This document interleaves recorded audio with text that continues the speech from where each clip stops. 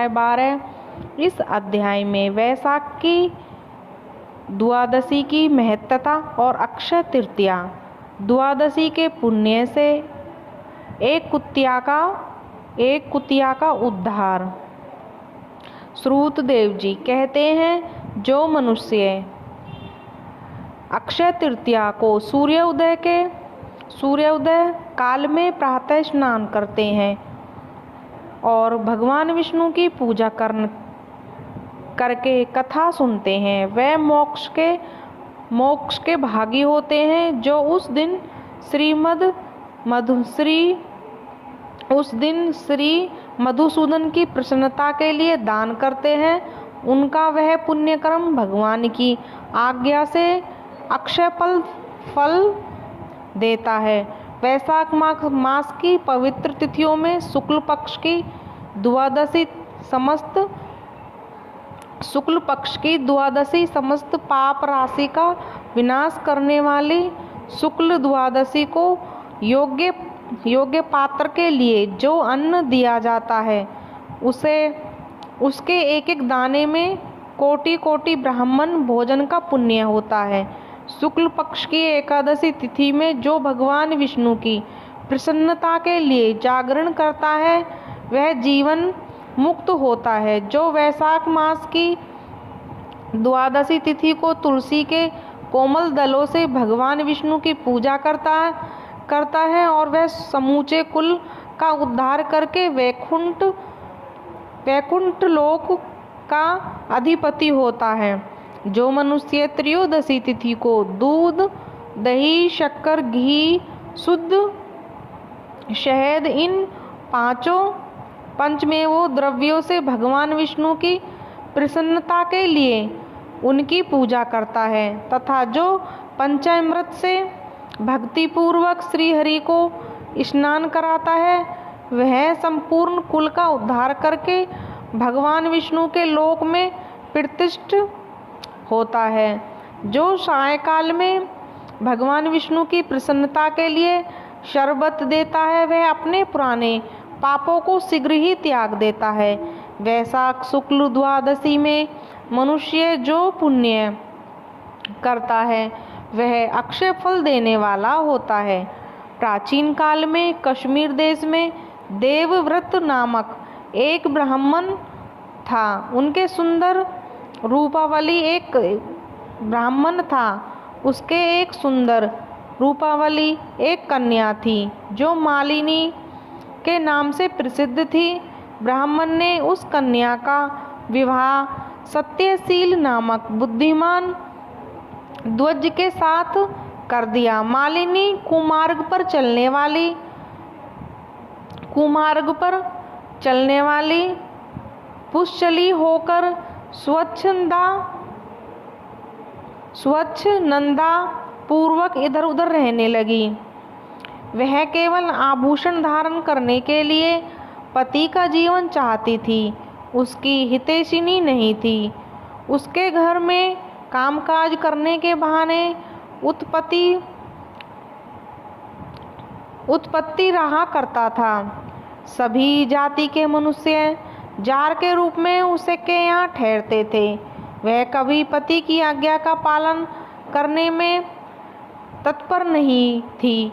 इसी दोष से उसके सब अंगों में कीड़े पड़ गए, जो काल अंत तक और यम की भांति उसकी हड्डियों को भी छेद डालते थे।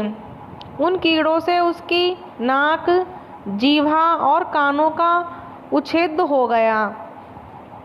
स्तन तथा उंगलियां गल गई, उसमें पंगुता भी आ गई।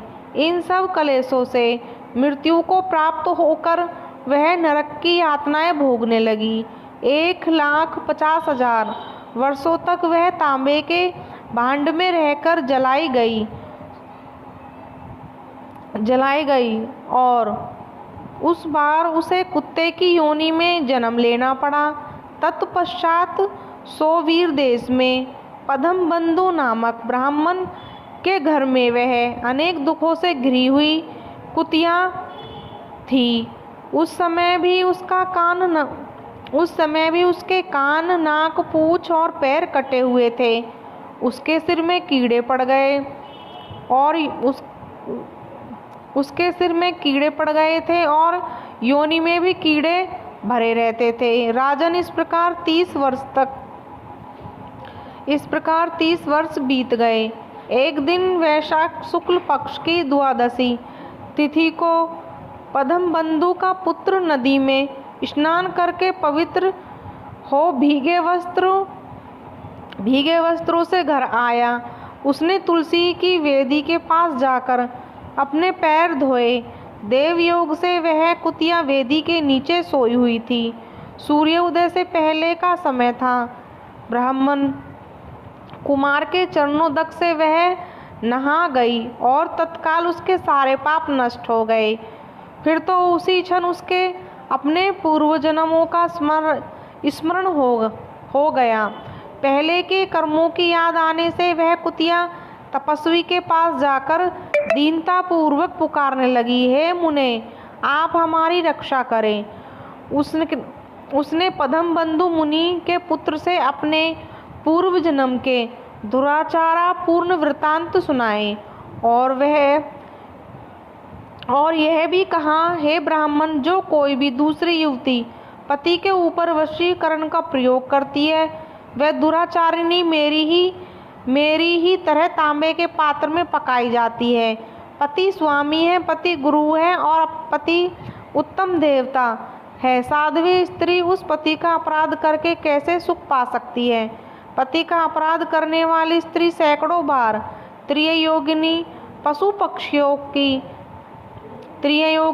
पक्षियों की योनि में और अरबों बार कीड़े की योनि में जन्म लेती है। इसलिए स्त्रियों को सदैव अपने पति की आज्ञा का पालन करना चाहिए। ब्राह्मण, आज मैं आपकी दृष्टि के सम्मुख आई हूँ। यदि आप मेरा उद्धार करेंगे तो मुझे पुनः इसी यातनापूर्ण घृणित योनि का दर्शन करना पड़ेगा। अतः विप्रवर मुझ पापाचारिणी को वैशाख शुक्ल पक्ष में अपना कन्यादान करके उबार लीजिए। आपने जो पुण्य की वृद्धि करने वाली द्वादशी की है, उसमें स्नान दान और अन्न भोजन कराने से जो पुण्य हुआ है, उससे मुझ दुराचारिणी का भी उद्धार हो जाएगा। महाभाग दीन वत्सल, मुझ दुखिया के प्रति दया कीजिए। आपके स्वामी जगदीश्वर जनार्दन दीनों के रक्षक है। उनके भक्त भी उन्हीं के समान होते हैं। दीन वत्सल, मैं आपके दरवाजे पर रहने वाली कुतिया हूँ। मुझ दीन के प्रति दया कीजिए, मेरा उद्धार कीजिए। अंत में आप द्विजेंद्र को नमस्कार करती हूँ। उसका वचन सुनकर मुनि के पुत्र ने कहा, कुतिया, सब प्राणी अपने किए हुए कर्मों के ही सुख दुख रूप फल भोगते हैं। जैसे सांप को दिया हुआ शर्करा मिश्रित दूध केवल विष की वृद्धि करता है, उसी प्रकार पापी को दिया हुआ पुण्य उसके पाप में सहायक होता है। मुनि कुमार के ऐसा कहने पर कुतिया दुख में डूब गई और उसके पिता के पास जाकर आर्त स्वर से क्रंदन करती हुई बोली, हे पद्मबंधु, बाबा, मैं तुम्हारे दरवाजे की कुतिया हूँ। मैंने सदा तुम्हारी झूठन खाई है। मेरी रक्षा करो, मुझे बचाओ। गृहस्थ महात्मा के घर पर जो पालतू जीव रहते हैं, उनका उद्धार करना चाहिए। यह वेद वेताओं के दिए हुए टुकड़े खाते हैं। उनकी दया के पात्र हैं। जो अपने ही पाले हुए रोग आदि से ग्रस्त एवं असमर्थ प्राणी का उद्धार नहीं करता, वह नरक में पड़ता है। यह विद्वानों का मत है। संसार की सृष्टि करने वाला भगवान विष्णु एक कर्ता बनाकर स्वयं ही अपनी पत्नी, पुत्र आदि के व्याज से समस्त जंतुओं का पालन करते हैं। अंत में अपने पोष्य वर्ग की रक्षा करनी चाहिए। यह भगवान की आज्ञा है। दयालु होने के कारण आप मेरा उद्धार कीजिए। दुख से आतुर हुई कुतिया की यह बात सुनकर घर में बैठा हुआ मुनिपुत्र तुरंत घर से बाहर निकला। इसी समय दयानिधान पद्म बंधु ने कुतिया से पूछा, यह क्या वृत्तांत है? तब पुत्र ने सब समाचार कहा सुनाया। उसे सुनकर पद्म बंधु बोले, बेटा तुमने कुतिया से ऐसा वचन क्यों कहा? साधु पुरुषों के मुंह से ऐसी बात निकलती वत्स देखो तो सब लोग दूसरों का उपकार करने के लिए उद्यत रहते हैं। चंद्रमा, सूर्य, वायु, रात्रि, अग्नि, जल, चंदन, वृक्ष और साधु पुरुष सदा दूसरों की भलाई में लगे रहते हैं। दैत्यों को महाबली जानकर महर्षि दधीची ने देवताओं का उपकार करने के लिए दयापूर्वक उन्हें अपने शरीर की हड्डी दे दी थी। महाभाग पूर्व काल में राजा शिवी ने कबूतर के प्राण बचाने के लिए भूखे बाज को अपने शरीर का मांस दे दिया था। इससे पहले इस पृथ्वी पर जीमूतवाहन नामक राजा हो गए।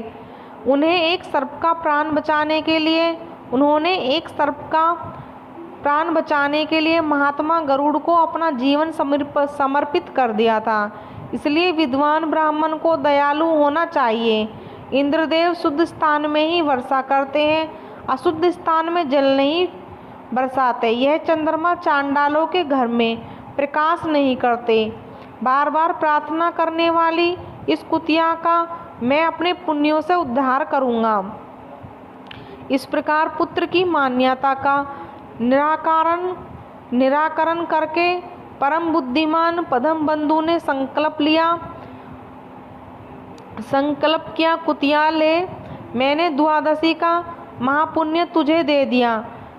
ब्राह्मण के इतना कहते ही कुतिया ने सहसा अपने प्राचीन शरीर का त्याग कर दिया और दिव्य देह धारण कर दिव्य वस्त्र आभूषणों से विभूषित हो दसों दिशाओं को प्रकाशित करती हुई ब्राह्मण की आज्ञा ले स्वर्ग लोक को चली गई। वहाँ महान सुखों का उपभोग करके इस पृथ्वी पर भगवान नर नारायण के अंश से उर्वशी नाम से प्रकट हुई। जय श्री हरि विष्णु। इस वैशाख मास महात्म्य को सुनने और सुनाने से